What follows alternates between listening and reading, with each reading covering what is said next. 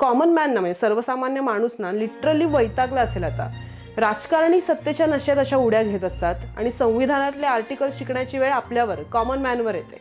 शिक्षण, आरोग्य याच्यात एक पैशाचं डिस्काउंट नाही. वर्क लाईफ बॅलन्सची बोंबाबोंब, नोकरी मिळवण्यासाठी, नोकरी सांभाळण्यासाठी रोज ऊर फुटेपर्यंत पळणं, त्यात आला दिवस नवीन ऐतिहासिक पानं उकरत राजकीय गोंधळ सुरूच असतो काही ना काहीतरी रस्त्यावर.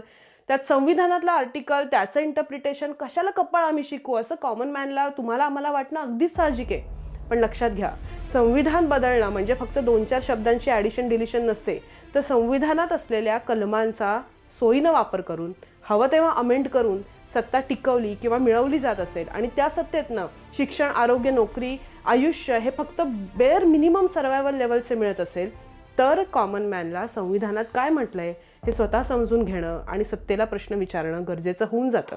तुम्हाला काय वाटतं? नक्की कमेंट बॉक्समध्ये सांगा आणि आपलं चॅनल सबस्क्राईब करायला अजिबात विसरू नका. थँक्यू.